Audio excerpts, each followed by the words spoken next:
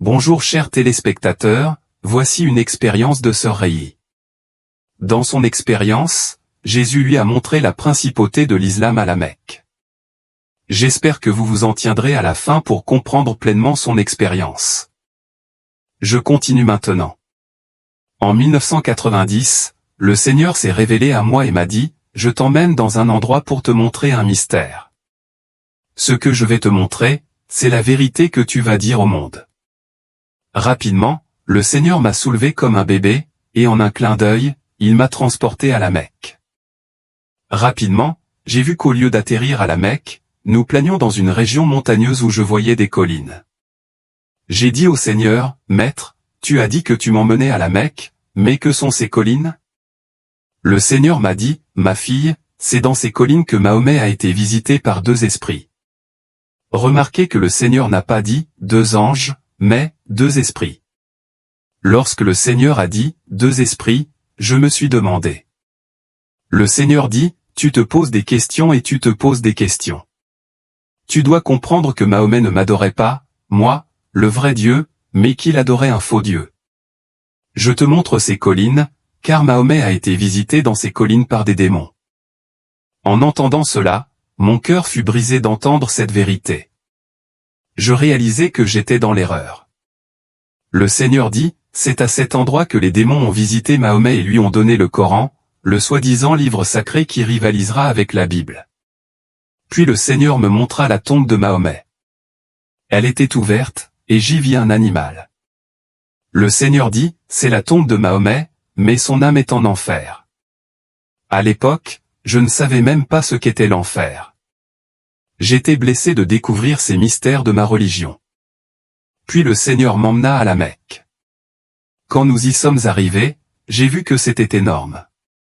Honnêtement, la Mecque ou la Kaaba est vraiment énorme.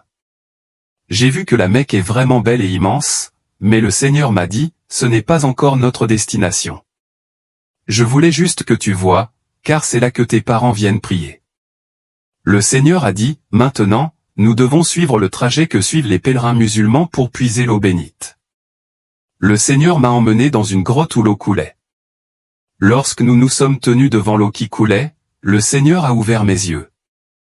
Je ne savais pas ce qu'était une vision ou une révélation, mais le Seigneur m'a ouvert les yeux et m'a dit, « Regarde. » Lorsque j'ai regardé plus profondément, j'ai vu un caméléon.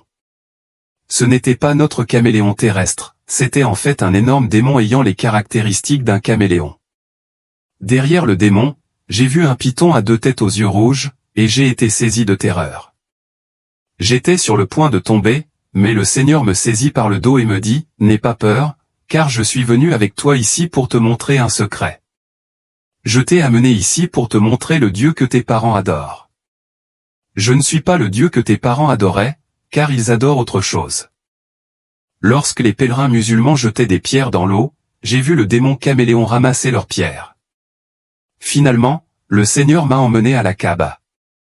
J'ai vu que nous ne touchions pas le sol, car nous étions à quelques mètres au-dessus du sol. Le Seigneur a dit, « Ce que je vais te montrer maintenant va bouleverser ta vie. Lorsque tu verras ce que je te montre ici, tu auras un choix à faire.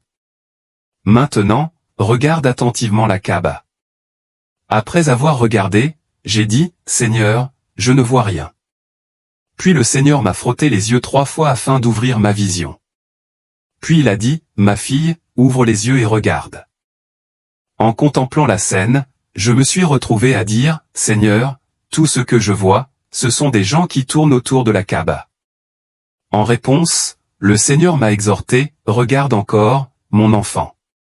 Examine le plus attentivement et approfondis ce qui se trouve devant toi. » Avec une concentration renouvelée, j'ai regardé une fois de plus et j'ai haleté, « Seigneur, je peux voir les signes indubitables d'un serpent. » Le Seigneur a répondu, « Ma fille, il est temps pour toi d'être témoin de la divinité que tes parents ont choisi d'adorer. Comprends, ma chère, que si le Seigneur Jésus possède un pouvoir immense, d'autres comme les sorcières et les sorciers peuvent tenter d'imiter sa grandeur. Cependant, qu'il n'y ait aucun doute, le Seigneur est le Tout-Puissant, sans égal dans sa majesté. » À ce moment profond, j'ai vu le Seigneur Jésus, du bout de son doigt, déraciner la structure même connue sous le nom de Kaaba. Ce bâtiment, ressemblant à une maison sacrée, a été soulevé de ses fondations et suspendu dans les airs, entièrement par le pouvoir miraculeux du doigt du Seigneur. Ce fut un spectacle d'émerveillement instantané. Alors que je levais les yeux pour contempler la Kaaba, planant maintenant au-dessus de son emplacement d'origine, j'ai été submergé par la puissance pure de Jésus-Christ. Je n'ai pas pu m'empêcher de m'exclamer, « Waouh, le Seigneur me révèle vraiment son identité, comme il est glorieux et puissant. » Pourtant, le Seigneur m'a parlé à nouveau, en disant, « Ne te concentre pas uniquement sur la Kaaba, ce n'est pas le nœud du problème. » À ma grande surprise, malgré le retrait de la Kaaba, la foule de gens a continué ses mouvements rituels, complètement inconscient de ce qui se trouvait sous la structure qui avait été si dramatiquement déracinée. Alors que je regardais sous les fondations de la Kaaba, je me suis retrouvé face à une vision qui m'a profondément ébranlé, un serpent colossal surgissant de la terre de manière menaçante. Cette créature était énorme, ornée d'une couronne rappelant celle portée par la reine d'Angleterre. D'une voix pleine d'autorité, le Seigneur Jésus m'a expliqué, « Ma fille, c'est le Dieu que tes parents ont choisi d'adorer. Ils prétendaient honorer le vrai Dieu, mais ils ont été pris au piège par la tromperie. Je suis le vrai Dieu que tes parents ont cherché, ce serpent symbolise le Dieu de l'islam. » À ce moment-là, la clarté m'a envahi, révélant la vérité profonde cachée sous la surface des croyances familières. Mes chers frères et sœurs, je me suis retrouvé face à face avec cet énorme serpent, sa tête massive se tournant vers moi alors qu'il commençait à parler. C'est à travers ce dialogue effrayant que j'ai découvert la sombre vérité, ma famille m'avait essentiellement vendu à ce serpent, la source même de leur richesse. La peur m'a saisi à la vue de cette créature, mais au milieu de ma terreur, j'ai entendu le doux murmure du Seigneur dans mon oreille droite, m'assurant, « N'aie peur de rien, je suis avec toi. » Le serpent, le regard fixé sur moi, m'a dit, « Je suis heureux de te voir. » J'ai été surpris par ces paroles. À ce moment-là, j'ai senti le poids réconfortant de la main du Seigneur sur mon épaule droite, renforçant sa présence. Il a répété, « N'aie pas peur. » Puis le serpent a continué, « Tes parents m'ont dit que tu viendrais à la Mecque. » En réalité, ma famille avait préparé mon pèlerinage à la Mecque de nombreuses années auparavant. Ce que j'avais pensé être un voyage spirituel s'est avéré être un piège, j'avais été involontairement livré au serpent. À tous ceux d'entre vous qui sont pris dans la toile de l'islam, je dois vous dire, vous êtes dans l'erreur. Allah n'est pas le vrai Dieu d'Abraham, d'Isaac et de Jacob. Moi aussi, j'étais musulmane, mais c'est Jésus-Christ, le lion de Juda, le roi des rois, le Messie, le Rédempteur et le Dieu Tout-Puissant, qui s'est révélé à moi et m'a guidé à la Mecque pour découvrir la vérité profonde. Ce serpent démoniaque qui m'a affronté connaissait non seulement mon nom, mais aussi les détails de mon histoire familiale. Le diable connaît notre identité et notre lignée. Le serpent, une créature sombre et menaçante, avait deux dents acérées et parlait avec une langue venimeuse. Il m'a déclaré, « Tu m'appartiens, car ta famille paternelle m'a livré ton âme. Je suis ton époux. » À ce moment-là, j'ai compris la gravité de la situation, une bataille spirituelle se déroulait devant moi et j'étais confronté à un choix qui déterminerait mon destin. J'ai demandé au serpent, « Que veux-tu dire ? Je ne comprends pas. S'il te plaît, explique-moi ce que tu veux dire. » Alors que je me tenais là, face à face avec cette puissante principauté de l'islam, incarnée sous la forme d'un serpent sombre, j'ai senti un courage inattendu surgir en moi. Cette force provenait de la présence du Seigneur Jésus-Christ, qui se tenait fermement à mes côtés, bien plus puissant que l'ancien serpent. La principauté devant moi était complètement aveugle à la puissance du Seigneur. Le serpent a alors parlé d'un ton menaçant, déclarant, « Ton père m'a offert ton âme en sacrifice, s'engageant à faire tout ce qu'il faudra pour t'amener à la Mecque. Tu dois comprendre que tu es ma femme, tu es destinée à être consacrée comme ma fiancée. Ma chère, je trouve surprenant que tu sois arrivée avant la date fixée par tes parents. Depuis ta naissance, ils m'ont offert cette offrande sacrificielle. Même si tu es arrivée à la Mecque plus tôt que prévu, je suis néanmoins ravi de ton arrivée. Je ne m'attendais vraiment pas à ce que tu viennes si tôt. » Ce que le serpent noir ne réalisait pas, c'est que j'avais été amené là par Jésus-Christ, et cette prise de conscience me remplit d'un mélange de crainte et de confusion. Le serpent, une représentation du Dieu de l'islam, continua, ma fiancée, puisque tu es venue à moi, je souhaite te révéler les trésors que je possède. En parlant, le serpent commença à dévoiler devant moi des visions des nations du monde, les familles royales, les chefs d'État et les puissants ambassadeurs. Il dévoila les dirigeants de toutes les tribus et de toutes les races, une grande tapisserie de l'autorité et de l'influence humaine. Regarde bien, dit-il, car tous ces individus sont mes serviteurs, soumis à ma volonté. Puisque tu es maintenant mon épouse, tu commanderas le respect, tous ces dirigeants s'inclineront devant toi. Le poids de ces paroles était stupéfiant, peignant une image de domination et de soumission qui me faisait froid dans le dos. À ce moment-là, je me trouvais confronté à un choix, accepter cette fausse identité ou rester ferme dans la vérité révélée par le Seigneur Jésus.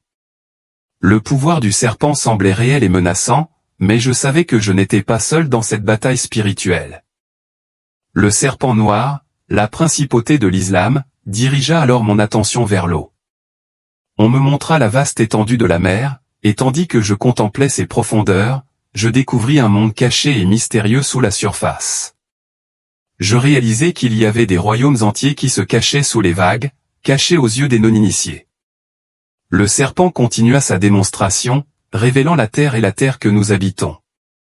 Mes chers amis, tandis que nous foulons la surface de la terre, il existe un monde souterrain, un royaume caché que le serpent m'a dévoilé. Tandis qu'il faisait un geste vers les montagnes et les collines, j'ai compris que nos yeux physiques ne perçoivent que les formes superficielles du paysage montagnes, collines et vallées, mais qu'il existe des portes et des portails qui relient ces mêmes formations. J'ai vu le serpent islamique ouvrir une porte dimensionnelle dans les montagnes et les collines du monde, menant à un monde secret et énigmatique. Des portails ont surgi dans les forêts, parmi les buissons et à l'intérieur des grottes, tous menant à une dimension cachée gouvernée par les forces des ténèbres. Le serpent a proclamé, tous ces trésors, cachés à l'humanité, t'appartiendront, ma fiancée. Même dans les cieux, ils s'inclineront devant toi, car mon royaume s'étend jusqu'aux cieux. Tandis qu'il parlait, il a révélé une multitude de personnes du monde entier, des musulmans et des non-croyants de toute race et nation. Ils m'apparurent comme une mer infinie d'humanité, hommes, femmes, enfants, jeunes et vieux, en nombre incalculable. Le serpent déclara, toutes ces âmes m'appartiennent, ce sont mes serviteurs. Ils s'inclineront devant toi, ma fiancée. Le serpent me dévoila ensuite l'Angleterre, dont il revendiquait la domination, et élargit ma vision pour inclure le monde islamique. Il désigna la Banque mondiale, se vantant que son symbole était intégré à cette institution. J'ai été surpris d'apprendre que cette puissante organisation était sous son contrôle. Le serpent continua en présentant des nations comme l'Inde, l'Égypte et la Chine, ainsi que des régions d'Asie, du monde occidental et d'Afrique, affirmant, tous ces gens te serviront, car ils m'appartiennent, et tous les trésors du monde sont à toi. À ce moment-là, je fus frappé par l'ampleur écrasante de l'influence du serpent et par la gravité des revendications qui étaient formulées. Ce fut une profonde révélation des pouvoirs cachés à l'œuvre dans le monde, et je commençai à comprendre la véritable nature de la bataille spirituelle qui m'attendait. Le moment était venu pour nous de célébrer nos noces. Le serpent exprima sa gratitude envers mes parents paternels pour avoir permis cette union. Je regardai le serpent antique éclater de rire, un son rempli d'une sorte de joie tordue qui résonnait avec un amour infernal. Toi aussi, ma fiancée, seras couronnée dans les cieux, proclama-t-il. Pourquoi ne fais-tu pas la fête, malgré la gloire que je t'accorde? Je te révèle tout, et pourtant tu restes impassible. Je restai là en silence, l'observant. Le serpent baissa la tête, dévoilant un étalage époustouflant d'or, de bijoux et de richesses. Tout cela t'appartient, affirma-t-il. Je te l'accorde maintenant. À ce moment-là, j'ai rassemblé mon courage pour parler, en demandant, maintenant, puis-je parler? Il a répondu avec empressement, vas-y, je veux t'entendre. J'ai sondé plus loin, tu m'as dit que mes parents m'avaient marié avec toi, n'est-ce pas? Il a affirmé, c'est un fait. J'ai continué, tu as dit qu'ils m'avaient lié à toi alors que je n'étais qu'un enfant, n'est-ce pas? Il a confirmé, c'est la vérité. Puis j'ai insisté, tu as mentionné que c'était ma lignée paternelle. Le serpent a acquiescé, oui, c'est vrai. Je l'ai confronté, tout ce que tu m'as montré, les familles royales, les gouvernements du monde, la Banque mondiale et les dirigeants des nations, ils t'appartiennent tous? Il a répondu avec assurance, bien sûr que oui. J'ai insisté, alors, tu dis que tous les pays arabes, la Chine, l'Inde et le monde entier sont sous ta domination? Il a répondu, oui, en effet, et ils s'inclineront devant toi et te serviront. J'ai préparé une montagne pour toi. Alors que le serpent parlait de cette montagne, j'ai soudain vu une colline devant moi, entourée d'innombrables foules venues de tous les coins du monde. Tu seras assis au sommet de cette montagne, a déclaré le serpent, et les peuples du monde s'inclineront devant toi et te serviront. Ils seront à toi. J'ai reconnu, cela semble bien, mais tu as mentionné que mes parents m'ont marié avec toi alors que j'étais encore enfant. Je n'en avais pas conscience, mais eux, si. Il a hoché la tête, oui, c'est exactement comme ça que ça s'est passé. Tu es mon épouse. Nous devons organiser une cérémonie de mariage.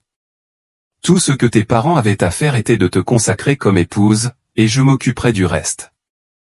À ce moment-là, la gravité de la situation s'est installée sur moi comme un épais brouillard. Les implications de ce soi-disant mariage et le poids de ce qui nous attendait sont devenus de plus en plus clairs.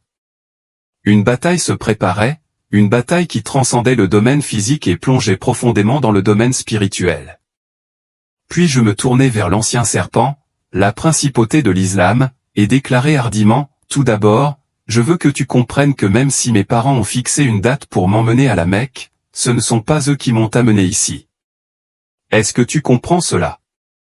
Immédiatement, je sentis un changement dans l'atmosphère, le serpent se tut, visiblement abasourdi par mes paroles. Je continuai, oui, ce ne sont pas eux. Deuxièmement, ce sont mes parents paternels qui m'ont marié avec toi, mais ce n'était pas mon choix.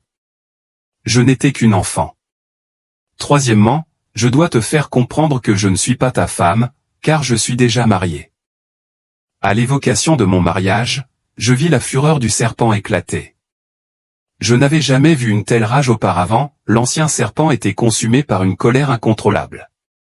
Il était féroce et féroce, tremblant de rage tandis qu'il criait, « Je ne veux pas entendre que tu as un mari. Je refuse d'accepter cela. » Sa voix, grave et infernale, résonnait avec une intensité menaçante. Il continua à crier avec véhémence, « Je n'accepterai pas que tu appartiennes à quelqu'un d'autre. Je ne veux pas entendre ce mensonge. » La férocité de ses protestations était palpable, une manifestation effrayante de sa colère. Le serpent persista dans ses affirmations, insistant, « Ce n'est pas ce que tes parents m'ont dit. Tu es mon épouse, que tu le veuilles ou non. » Restant inébranlable, je répondis, « S'il te plaît, calme-toi et écoute-moi. Tu parlais ici, et je me taisais, je t'écoutais. » Je pouvais voir le serpent commencer lentement à se calmer, une légère quiétude tombant sur lui. Je répétais, « Ce sont mes parents qui t'ont lié à moi, mais je suis déjà marié. » Le serpent protesta avec véhémence, « Ce n'est pas vrai. Si tu étais vraiment marié, tes parents m'auraient informé. » Je lui répondis, « Sais-tu avec qui je suis marié, ma chère ?» En m'adressant au serpent, j'ai ressenti une confiance inébranlable, renforcée par la présence du Seigneur. Le serpent, visiblement intrigué, demanda, « Tu es marié avec qui ?» J'insistai encore, demandant 3 fois, « Veux-tu savoir avec qui je suis marié ?» Chaque fois, il répondit affirmativement. Finalement, il demanda, « Qui est ton époux ? Qui qu'il soit, je m'en occuperai. » Avec une conviction inébranlable, je proclamai, « Mon époux est Jésus-Christ de Nazareth. » Au moment où je prononçais le mot « Nazareth », le serpent furieux réagit violemment, s'élançant de sa queue comme pour me frapper.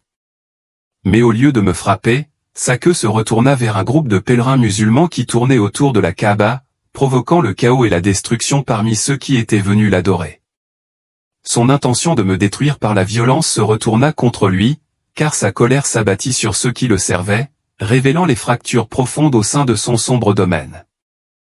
En 1990, un événement tragique se produisit à la Mecque, entraînant la perte de plus de 1000 pèlerins musulmans autour de la Kaaba. Cet incident catastrophique, une bousculade provoquée par le chaos, fut une conséquence directe de la rencontre féroce que j'eus avec la principauté de l'islam. C'était un rappel poignant des forces obscures en jeu, illustrant les profondeurs de l'influence du serpent. Après cette confrontation intense, le Seigneur m'a soulevé avec ses puissantes ailes d'aigle, me berçant doucement comme si j'étais un nourrisson. Pendant ce transport divin, j'ai ressenti un sentiment de vulnérabilité, faisant l'expérience du monde du point de vue d'un bébé. Cependant, à notre retour à la maison, j'ai retrouvé ma pleine stature d'adulte. En présence du serpent, j'apparaissais comme une personne de taille ordinaire, mais dans l'étreinte du Seigneur, j'étais à nouveau un enfant, un reflet poignant de ma dépendance envers lui. Le Seigneur m'a parlé doucement, en disant, « Je t'ai montré la vérité sur le Dieu que tes parents musulmans adorent, ce n'est pas le vrai Dieu qu'ils suivent.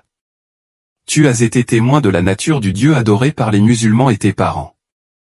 Maintenant, tu dois faire un choix. » Alors que le poids de cette révélation pesait sur moi, j'ai ressenti l'urgence de m'accrocher à lui. Alors qu'il commençait à faire la transition vers un royaume profond d'existence, j'ai saisi le bout de son vêtement, désespéré de m'y accrocher. Le Seigneur s'est tourné vers moi et m'a demandé, « Pourquoi tiens-tu mon vêtement ?» Submergé par l'humilité, je me suis agenouillé devant lui, inclinant la tête en signe de révérence. « Seigneur, je ne te laisserai pas partir », ai-je proclamé avec une conviction sincère. En réponse, le Seigneur Jésus a réaffirmé, « Je t'ai dit que je suis le Dieu d'Abraham, d'Isaac et de Jacob. Tu dois maintenant faire un choix. » Avec une détermination inébranlable, j'ai répondu, « Je ne te laisserai pas partir parce que j'ai déjà fait mon choix. Je t'ai choisi, Seigneur. Je veux te suivre et marcher avec toi. » Le Seigneur, rempli d'autorité divine, continua, « Tout comme j'ai ordonné à Abraham de quitter la maison de son père, je t'ordonne maintenant de sortir de la maison de ton père. Où que tu ailles, je t'accompagnerai. Ceux qui s'opposent à toi, je combattrai pour toi. Je bénirai ceux qui te bénissent et je maudirai ceux qui te maudissent. » À ce moment-là, j'ai ressenti un profond sentiment de paix et de clarté m'envahir. La promesse du Seigneur résonna profondément dans mon cœur, affirmant que je n'étais pas seul dans ce voyage. Un nouveau chemin s'offrait à moi, illuminé par sa présence directrice, et je savais que j'entrais dans une réalité remplie de buts et de protection divine. Chaque maison construite repose sur une pierre angulaire, une fondation vitale qui apporte force et stabilité. Toi, mon cher ami, tu es cette pierre angulaire. Même si tu te trouves dans un endroit sombre, comme une fourmi noire dans un trou noir de jet, je te promets que je serai avec toi. Lorsque vous choisissez de me suivre et de marcher dans mes voies, vous serez témoin des œuvres miraculeuses que je peux accomplir dans votre vie. Dans mon cœur, j'ai pensé un jour, j'ai tout ce dont j'ai besoin dans les limites de la maison de mes parents.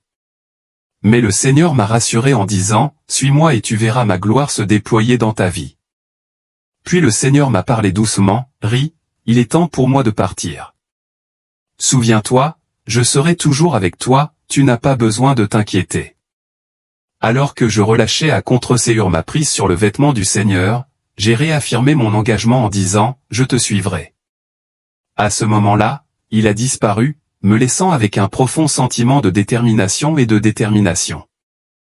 En réfléchissant à la bousculade du Hajj de 1990, je me souviens d'un événement tragique qui s'est produit le 2 juillet 1990 à la Mecque, en Arabie Saoudite, pendant le pèlerinage du Hajj. Cette catastrophe a fait suite à une panne du système de ventilation dans un tunnel de 550 mètres, déclenchant la panique parmi les pèlerins. Le chaos qui a suivi a conduit à la suffocation et à l'écrasement, entraînant la mort de 426 pèlerins musulmans, un sombre rappel de la fragilité de la vie et de l'urgence de rechercher la vérité et la direction divine. Merci de participer à ce voyage et de nous avoir suivis.